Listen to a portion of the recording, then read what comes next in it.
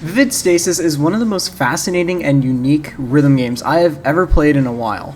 As someone who plays an inordinate amount of rhythm games, as you can probably see by the background footage of me probably playing Osu or maybe Sound Voltex or other games, I find this game really unique in the whole space. I remember a few years ago in high school, my friend was part of a rhythm game club. He worked on the art and told me to check out the game that he worked on, so I did, and that game was Vivid Stasis. I never really played it until now, and the game is pretty cool, so I thought I'd explain the story because yeah, it is pretty wonky and confusing. Now, this will be a multi-part series because it is just a lot of reading and analyzing for me, and it's a lot of footage too. I'd also like you to know a bit of context about how this game works as well. So the game basically is like this: you play the game and do songs and get batteries, and by getting batteries you are able to unlock more songs and also more story. So yeah, and also you need to do a lot of reading in the story, like a lot of reading. It is insane how much reading it is, and I don't want this to be insanely long, so when I do my analysis and summary, I will be simply not paraphrasing, but like giving a general idea of the story or episodes that we'll be going over, and whenever it is important, I will show me reading the actual cutscene from the actual game. So yeah, anyways, let's get into it.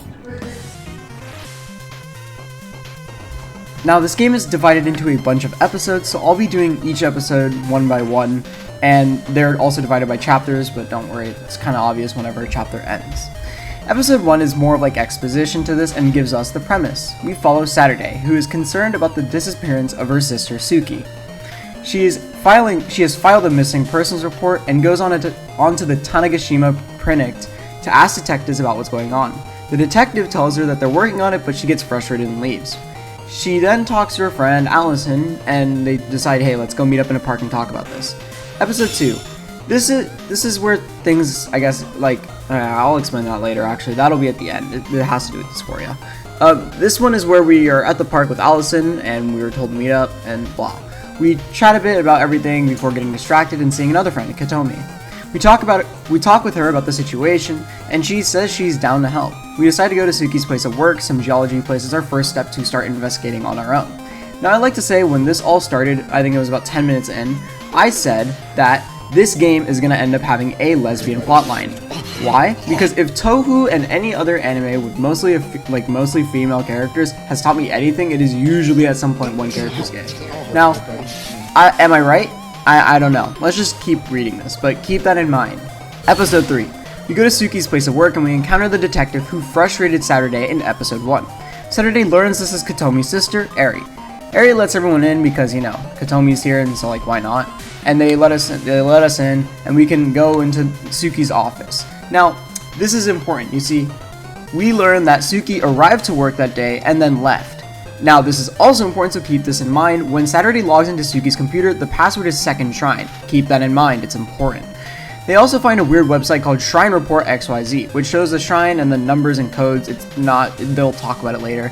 Anyways, the gang decides to go and head home and decode this video. Episode 4, to summarize this one, it's really short. They're just decoding the code. Anyways, they just learn that it's a location and a specific date and time. It's basically like telling them, hey, you should go to this place at this date, at this time.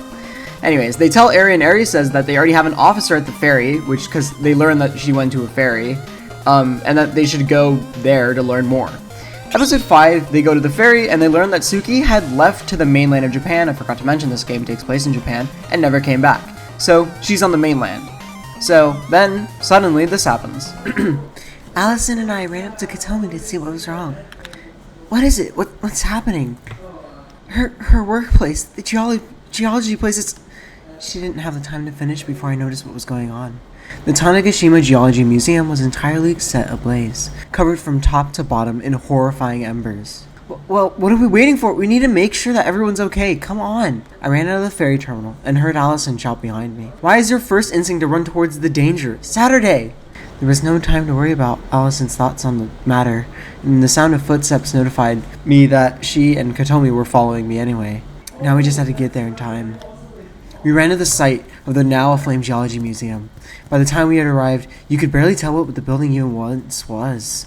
Katomi had rushed up to one of the other detectives, and I followed her. What happened here? We smelled smoke and rushed everyone outside. It took maybe 5 minutes before the building was completely aflame. Is everyone okay? Where's my sister? She's still in there. She was the only one we couldn't get out, and I looked over and Katomi to see her wearing an expression I didn't think she was capable of. Pure, unfiltered terror.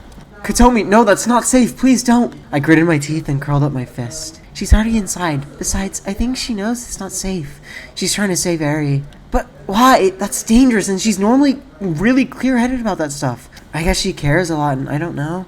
Does it really seem like now's the time for sitting around and thinking? Saturday, you have that look on your face. Please don't do this. Shut up, shut up, shut up! Look at the situation. Look around at the world, Allison, and stop trying to hold me back for once in your life, okay? I turned around to see Allison's reaction to my freak out. I was already running inside after Kotomi into the burning blaze. Saturday!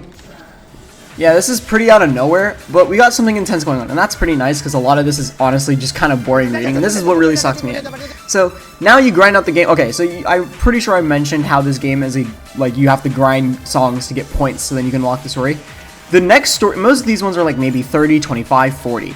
This is 250 batteries, bro. Oh my god, it was so bad. So great, grinding out Reku Machizuki's infinite energy because he my goat for real a few times on Ultimate, and you can buy it. And I'll read this one for you guys in the actual part here. God damn it, where is she? Where did Katomi go? I ran through in a world that I could barely see myself, screaming relentlessly and hopes it would yield some kind of result. Katomi! After in that moment, a loud and panicked voice cut through the non-stop embers around me. Katomi, hang on, I'm coming! God, fucking God, hurry up! One by one, I threw open doors around me. Due to the flames on all sides, the doors of 10 flung off their hitches? Huh, I never noticed that. Without any effort at all. This room, no, not in there. Maybe this one, no, not that one either. Katomi, answer me! This time, however, nothing but crackling answered my desperate shouts. Katomi, for the love of God, please answer me! Deep down, I know that running around desperately, just hoping someone will answer my shouting isn't gonna solve anything. But please! I collapsed to the floor as the burning reality around me creeped into my vision. Oh my fucking god. This is it, I'm gonna die here. The fire around me is closing in fast. Holy shit, I'm actually about to die? I don't want to. I'm not ready yet. Come on, why the hell can't I muster up any energy? Come on. Please, someone save me. Someone get me out of here, I'm sorry. Stop groveling on the ground and pick yourself up, dumbass. I'm sorry, I didn't mean to get wrapped up in all this. Allison, I'm sorry. Katomi, I'm so sorry. I'm so scared. I'm not ready to die. Please! I shouted that, but I couldn't even hear my own voice. I'm surrounded by flames on all sides. There's nowhere left. There's nothing left. The intense heat from all angles. I'm not even on fire yet, and already the burning is indescribable. It hurts so much that I can't even scream. Any strength I had gave away, and everything that I was fades away with it. And this is where you have to do the whole thing that I was... Alright, so, it does this whole unfinished thing, right? You have to unlock these locks by getting a certain quest done. And you have it, like, this is when I mentioned this game was influenced by Figros and Stasis. This is what I was talking about. It's this kind of gameplay here. Anyways, it's pretty easy if you actually just read it on the wiki. They don't really explain a lot. So yeah, just read it on the wiki. You play a fun song called Pyromania. I won't read this part, even though it's pretty epic but simple, but you end up I guess you get shot by some dying will bullet, like it's Hitman Reborn, and you come back alive and you decide to save Eri and Katomi. I would like to say I used the wrong wording here. It's not exactly come back to life per se, but more like you gained...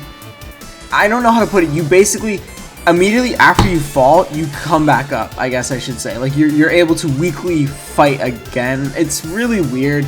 It's really hard to explain as well. So yeah, just a heads up, I used the wrong word. Back to the video. You pass out later and end up in a hospital. Now, on to episode 7, part 1. In this episode, you go to Katomi and Eri's room, as they're also in the hospital because, yeah, they got messed up by the fire as well. You discuss what happened with Eri while she was in Suki's office before everything went down, and she says there was a box that played music, which was weird because it was a speaker in this tiny-ass box or something. And then she also saw a photo of a rocking horse toy on Suki's monitor. That's important. Keep that in mind. Now, then everything blew up or something, I guess, for her, and then she forgot everything from there, which, you know, makes sense. Anyways, episode 7, part 2, it opens with a cutscene about how Saturday, in the past, like many years in the past, is just happening to move where Allison is moving, many years ago, to Tanegashima. And, you know, like, Allison's like, oh, I don't know, blah, blah, blah, blah, whatever. All that matters is she started feeling those feelings. Lesbian subplot detected. Anyways, Allison enters our hospital room after this flashback and apologizes because she feels guilty about letting us get hurt and also feeling like she's holding us back. So, yeah. Saturday and Allison make up, and then Saturday talks about how she's going to the mainland of Japan to find her sister. And Allison is worried and concerned, but then like she like hugs her, and it's like this very cinematic. There's like this very beautiful art by my friend Dio again, and you know we're told blah blah whatever. It's nice, and she cries and blah blah blah. They're like, oh my god, I will never let you go, blah blah blah. It's very cheesy. I'm sorry, but yeah. Anyways. Then we're taken to this weird place underground. We're told about a woman, who is Suki by the way, who is like working on machines and stuff. And then another woman is talking to them. The person in front of the machines is Suki, as I mentioned, and she's like, oh, you know, I'm working on this stuff. And the woman's like, I don't like you, you know, blah, blah, blah, or something. I can't really. It's just setting up for the stuff in chapter 2. And then the mystery woman's like, I'm going to kill you. And then that's the end of chapter 1. By the way, that's never continued. I think that was just kind of written off eventually. They kind of retconned that part. But yeah, end of chapter 1. Alright, so chapter 2 is like when things start to get really real. It opens with episode 8. Basically, we're going to the mainland, and Saturday and Allison are waiting around at the ferry, and then they see Eri, who's also chilling. They talk about stuff and blah blah blah. Eri calls the two lovebirds. Lesbian subplot detected again. Anyways, Allison still feels bad about the whole situation with the fire. She brings it up, and then like, you know, Saturday's like gets Vietnam flashbacks like, you didn't have to cut me off, and it's like, you know, and then Saturday frowns, and Allison's like, oh, no, I can't, I made you frown, I'm a failure as a friend. And then she feels bad. Yeah, anyways, episode 9, honestly kind of a filler episode.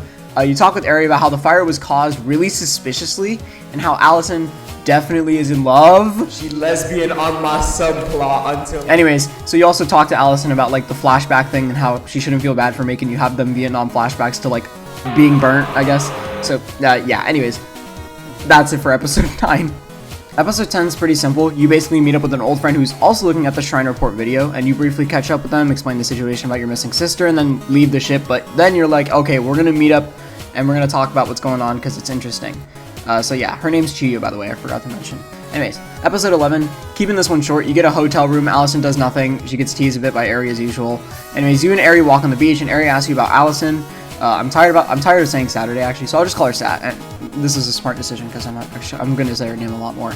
Sat talks about how they met as toddlers and are close, and I guess she just like drops that she's trans. So I mean that's cool. They don't really bring this up though. It's kind of just a random detail. Well, they do bring it up later in like chapter 3, but by then it doesn't really matter. Anyways, I low-key kind of forgot what happened here, so just gonna skip to episode 12. Like episode 12, the only really important thing is like. Actually, you know, I'll explain this one. Improv it, because I didn't write it now. Okay, improv it. Alright, so basically, Sat wakes up, middle of the night, can't sleep. She sees Allison getting fresh air, and they're like, oh, you know, blah, blah, blah. Like, we're cool. I don't really know what they say. They kind of just chat a bit, and then eventually, Allison's like, and gives a kiss to Sat's cheek, and then they go back to sleep. That's literally all it is. And when I said that this game had a lesbian subplot way back in episode 2, I was so right. Call me a prophet, I'm a genius. Anyways, so yeah, episode 13. Episode 13 is like actually a pretty important episode, which is kind of rare for this game, not gonna lie. A lot of it's kind of filler, it feels like sometimes. So everyone, like, oh yeah, wait, no, first of all, sorry. We all go to dinner. Like we, you know, because we said that back in like episode, 10? So yeah, we all go to dinner. And we explain what's going on, everything except the part about, except the part about Sat and Allison's like lesbian subplot. Because honestly, okay, I'll explain that later. So yeah, just skip it. We're right to the part that matters. We all decide to go together to the shrine, and that's why we're here. You know, that's the whole reason of this whole chapter. Anyways, not much matters except for the fact that we're apparently misremembering things-ish. Like what Sat says, you know, Sat goes more into this later, saying that the two things that Chiyo could you know, I'll just let Sat explain it. It's pretty confusing. As I walked by the ocean, I thought about Chiyo. It was probably just due to the fact that I hadn't seen her in literal years, but something about the things she said felt off to me. Not like she's hiding something, but more so like she and I have different recollections of things. When I think about it now, I know her. My memories pull up the fact that of her being an old family friend. And something about that also doesn't feel fully right. Like, it's not the main reason I knew her when I was younger. Oh my god, it's gonna be like Vivid Stasis is her unlocking memories. You didn't have to cut me off. And I don't have any memories of her ever living in Tokyo, but something about that just feels right. Like, I've always known it. It's not that the memories I have of her being an old family friend from Tanegashima feel false per se. It's more like I have two sets of things I know and remember that both feel like the correct one, despite the fact that some stuff about them cancels out the other. I thought about this for a while, but found it was only driving me kind of crazy. So I decided to stop. I spotted a lone tortoiseshell. I forgot the space. Lone tortoiseshell cat loafing on the stairway down the beach and decided to take a breather, and so I went with the sap. Anyway, I forgot to also mention that Chiyo offers us a ride to the shrine, so yeah, that's cool too. Anyways, so we eventually get there and we wait for the time, you know, because it told us to get there at a specific time, 12:12 I believe, and right when the time gets around... yeah, before we get to that, I completely forgot to mention, they find a rocking horse toy, just like the one that they saw earlier back in, like, whatever, episode 7, part 1, I believe. And so just keep that in mind that they do find this horse, and it was rocking, so yeah, just keep that in mind. Read! The rain fell silent, the crickets stopped chirping, the world stopped moving, and in the silence I heard it, a single sound, one click. Then the world resumed, the rain continued falling, the crickets continued chirping, but I heard it. I looked at the others as if to ask silently if they also heard it. Immediately I could tell from the looks on their faces that I was not alone. We split up to look around. How strange. However, we find a shack now. Well, we didn't find the shack. The shack's unlocked now. And so we enter it after a long contemplation, knowing that our lives could change, and we'd go down it. It leads us to something called the Atrium, Laboratory 4, I believe. And this is where Suki was not that long ago in that one cutscene at the end of Chapter 1. Remember that? Yeah, it kind of... Well, honestly, that doesn't really matter, but whatever. Anyways, Chiyo wants us out of there, and the place begins to collapse. She wanted us out, I guess. I don't know. I think it was because she knew it was going to collapse. And, like, terrain starts glitching out. How weird. Keep that in mind. Anyways, but yeah, some stuff falls, and Allison is about to get hurt by debris. And it's like, we gotta save her, but... Oh, it's another one of these again. Yeah, it's like the fire thing again. Yeah, another lock like last time. However, if you're smart like me, and you just get it done early, and you search up the answers to all the codes and everything early, so you know exactly what you're doing, you don't spend an extra hour of your life just wasted grinding. So yeah, you get it done pretty quickly. Anyways, one boss song later, you're able to continue the story again. Turns out you didn't get crushed, yippee, but your leg was gravely injured and you have like a giant gash. So you all get out and soon return to the hotel, and upon returning, Chiyo says that she also knows about the memories being jumbled around and explains this. I guess the thing is that my memories feel like they're at conflict with each other. That shrine should be just a normal shrine, but somehow there was a Sunrise Foundation laboratory underneath it. I don't know how I know that. It's just a Sunrise Foundation thing, but I just do. And I know that it's correct. When we were leaving the basement, all of us were in such a hurry, and Saturday was out of it. There's like... out of it that I don't think anyone noticed, but I took a moment to look back at the shrine while we were walking away from it, and what I saw only confused me more. What was it? Well, let's hear it. It was no longer a shrine. It was an abandoned building, and the logo above the door was withered away, but I knew what it said without needing to see it all. It was a building belonging, to the Sunrise Foundation. What? I chalked it up to a lessened sense of thought due to the events that had just transpired and tried not to think about it as we got into the car and left. On the way down, I saw something else strange. A stairway leading to a shrine, the Okawashi Shrine. What do you mean a stairway leading to the Okawashi Shrine? Saturday, please don't trust yourself too much. We're trying to keep your wound from acting up. Yeah, that wound got me acting up. Or something. Oopsies. Okay. Sorry, you're right. I just don't understand how... Anyway, she goes on about what other memories could be, all that matters really is she mentions something about breaking cycles, whatever that means. Keep it in mind, though, it's pretty important. And then someone also breaks in, and they want to protect the world, and they're like, I'm gonna shoot Chiyo. And then we go into this strange room. Let me talk about it. Alright, let's do this. Let's reread this. I dropped my guard and let her out of my sight, a mistake only a child would make, and yet here I was. Desperately, I clambered out of my bed and up to my computer. God damn it, where were you? Then I saw it, the hotel room, the situation unfolding within, the action the World Keeper was about to take. Yes, okay, we know the World Keeper, who it is now. Shit! Is there any way I can interface with the inner layer in enough time? I began to desperately search my files as fast as I could, and eventually found my way back to what I was looking for, the control panel I forced my way into. Please go through in time, come on!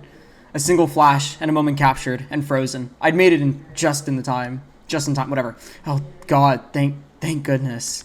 But there was no time to waste. The freezing would only work for so long, which meant it was time to get to work. And by work, they mean do the freaking lock thing again. Yippee-dee-dee! The story does not remain unfinished. I actually have everything to unlock it. It's called cheating. What? Anyways, yeah, break the locks again. Yeah, you already know. Back to the story. A click, a bang, and then silence. No impact, no splatter, no death. I opened my eyes and there she was, Chiyo Sakamura, standing in the same position as she was when I closed my eyes. It only took a moment for me to realize what had happened. They missed? For the first time since they appeared in the room, I could tell that the figure that shot at Chiyo was caught off guard. They stepped backwards in shock, and in the process their gun fell to the floor, and then someone's gonna shoot him. Eri was on it immediately. Rushing over with lightning speed, she slid on the ground and grabbed the gun before the person could pick it up again or even realize what had happened. I can't even, this is like actual, man, Dio did a good job making some good abstract art. Because I can't tell what's the face. You will find me again. Regaining their composure, even if only slightly, the figure turned to me again. I felt myself assaulted with the overwhelming sorrow again. And then darkness. Thank you. The lights flickered out. What the hell happened? A power outage? No, that can't be. The lights across the way are on. Hold on. Chiyo ran over to the wall near the entrance to the hotel room and pressed down on the light switch. The lights turned back on again, and he was gone. Chiyo, look! Or rather, what we didn't see. That person is gone? See, I told you guys. Alright, to sum a bunch of this stuff all like the ending of chapter 2, life moves on for a few months. They find a temporary place to stay in, life's normal. Kotomi and Eri get jobs at a grocery store, and Eri loses her detective job because she found it kind of boring because she realized that it's not as cool as the movies make it. So she was like, I was kind of planning to quit anyways. Allison and Saturday snuggle up together, and okay, I'm just gonna I'll explain my thoughts about the dialogue later, but this is funny for no reason. Shit, that's so sappy. I'm not gonna hurt the one I love more than anything in the world. It reads like a romance novel, dude. The one you love? Oh my god, dude, I can't. I mean, it's wholesome, but it's oh my god, it's so funny. Do you remember that night before the day at Okawachi Shrine when you kissed me? Yeah, I'm really sorry about that. I wasn't thinking. I hope you're not mad at me. It won't happen again, I promise. Oh, never mind. They hug. I want to have more moments like that, I think. Yeah. God, I'm such a gay mess. Yeah, for real. If you read, like, literally any... So sappy. The music too. Oh god, this is low-key kind of funny. God, it reads like an anime. They're besties. God, this is so sappy, dude. It's low-key kind of funny though. Oh, never mind. Anyways, yeah, they aren't dating yet or something. I don't know, but they're about to. They kiss again, blah, blah, blah. Fast forward, and then this happens. Finally, something interesting. Another cycle past you. Then, what a shocker. Another cycle past you. Then, what a shocker. Wait, what?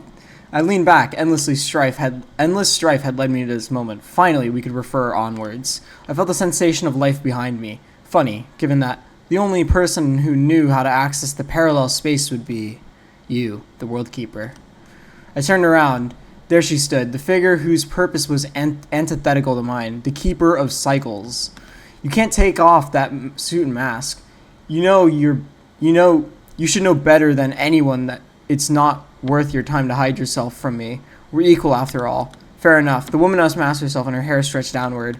It's not a great idea to keep your hair all tucked in like that all the time. I hope you're taking good care of it. Oh my god! Suki was the timekeeper. What? Loki, I started thinking about it. I wouldn't have got this. That's none of your business. I leaned back in my chair. Sheesh, why so serious? Loosen up a little. You know why I'm here. To attack me? Surely that can't be it. You already know neither. Okay, I'm gonna make sure this isn't. Okay, yeah. Not as long as we're on the same level. I'm not here to fight. I'm here to warn you. Warn me, huh? Wait, no. She's the world keeper. Warn me, huh? And what would you be to here to warn me of? Pray tell. I know you're thinking you're the little protagonist. Your little protagonist has some immunity because she's Saturday. But I'm here to tell you that if hurting her is what it takes to keep the world in place, I will not hesitate. Oh, please, tell me so. Okay, great. So I already know how this is going to end. It's going to be like, I don't want to kill you. Oh, please, tell me something I didn't know. Oh, and then they're going to make up with the power of love. You make me sick. You know that. Claiming that you're doing all this for her. Yet it feels like you don't really know her at all. That's enough. Suki slammed her hand down on my nightstand. Just what do you know? You never knew her. You never knew what she had to go through to get to this point. I leaned forward. My sarcastic attitude was gone, and the light streaming in from the room. Cat, what do you want? Suki could see me clearly. The fact that you say that, I'm Dawn, okay, is the reason I'm doing all of this. Let me get one thing clear. I hate you. I hate what you've done to the legacy of my friend. I have nothing to say to that. Figures, asshole. Regardless, I'll be on my way. And know this. If for whatever reason we meet face to face outside of this space, I will kill you and put an end to this debacle before you hurt Saturday any more than you already have. Feelings mutual, buddy. And then she was gone just as soon as she was there. I must persist. I have to. Deep down, I knew that everything that had happened over the summer week was merely a precursor to what was to happen that winter. Ooh. God damn it, I'm in too far now to be doubting the decisions I've made. And so I sat back and waited until the day comes, the day I will confront the results of everything I've done. I will persist. And they did do the. And that's it for Chapter 2. Chapter 3 and 4 are apparently an absolute nightmare. And yeah, I can confirm that as I just beat Chapter 3 yesterday with a friend. So yeah, I'll be doing that later because that's going to be just a lot to sum up. So yeah, this is already a long script. It's actually just 4 pages of just pure talking. So yeah. And yeah, let's wrap it up. Alright, before wrapping this video up, I'd like to say a few criticisms I find about the game and also some pretty funny stuff that also happened on the side while doing the script for this video and editing. Starting with the dialogue and the lesbian subplot, I found its overall progression to be quite cheesy, and it includes the dialogue as well. I mean, it's something from a Tumblr romance story fanfic, and I don't mean that in a mean way too, it's what it reminds me of. It's not necessarily a bad thing either. Some people actually really like that sort of stuff, and that's totally fine. I just don't think it's my cup of tea, and I find it to be just very internet-y humor and internet-y romance. I also will say that the grinding in the game, assuming you don't cheat, would be a pain in the ass for someone who has not played many rhythm games. The only reason I was speedrunning the game was because I know what I'm doing, and as I mentioned before, you know, I've done a bunch of Osu and all that sort of stuff. However, if you expect lower skill players to do some of the challenges required to do the locks, even on the easiest difficulty, it can definitely be more difficult for them. I also found the fact that the locks get harder, it was kind of an annoying thing. Finale requirements get harder, for example. They go from 500 max combo to 750 max combo in the next lock. And it's annoying because I can do finale songs, just not to that skill level, so I was forced to do middle songs, which were easy and boring, and I found a lot less enjoyment and satisfaction from doing that as well. And that's really everything I can think of on the top of the head, with the exception of I think Saturday and Allison are self-insertions of Cheryl, but you know, that's just my theory and my friend's theory as well. And my friend is pretty important for later, trust me. Yeah, so anyways, gameplay is really good, you know, story is very fascinating, the art is really good.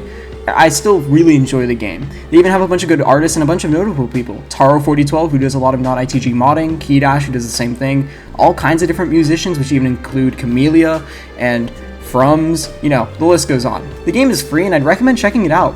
Anyways, on to the funny shit. You see, I actually got banned as of writing this at 12:17 a.m. on the 21st of July, 2024. This is how it went down. I made a joke in the server about the Vivid Shaker, and it wasn't the right joke to make. However, I was ballsy as fuck because I was kind of unmedicated and it was late. So I said that, kept joking around with it, and then Cheryl, the creator of the game and director of the game, saw it.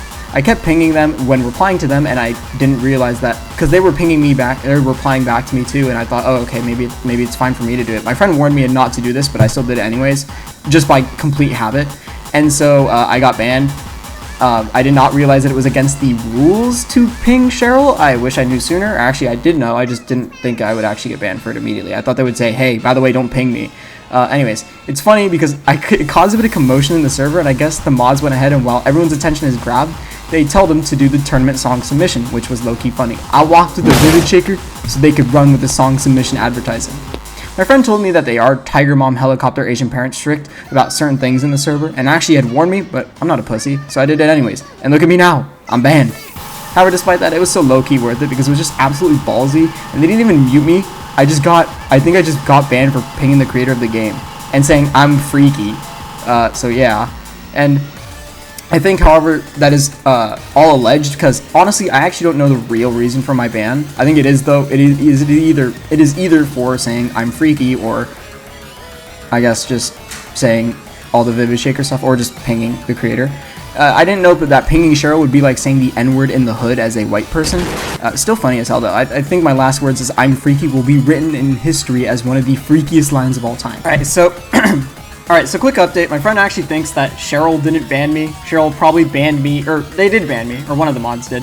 But Cheryl had banned me because I was like the audience, the other people clearly did not like my jokes. Although Cheryl has a sense of humor, he says. So my friend said, oh, you know, Cheryl was probably chill with it. It's just everyone else probably did not like it.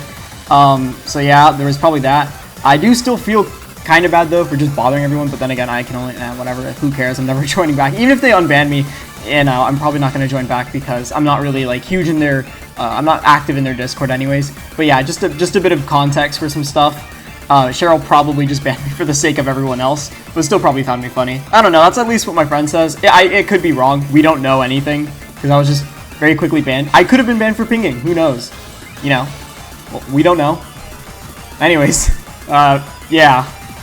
Oh, but my friend who was doing the art for the game, Dio, did block me and unfriend me and said like, oh, we need a break after this whole ordeal, which just, I'm not going to say anything on it. Some people are like that, but it just confused me because I don't think they had anything to do with it. I think it's just because I guess in some way they came off as insulting the game that they worked on. So I understand. But yeah, it's still really funny.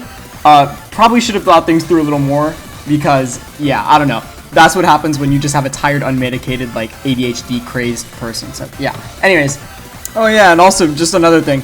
I guess I find this very hypocritical because Cheryl, on many occasions, apparently in the past, had joked about Garfield porn. So, you know, there's that. Nobody has really said anything about that, I guess. Surprised Dio hasn't stopped working with them because of that, because that's just too inappropriate for the community. Anyways, I'm just kidding.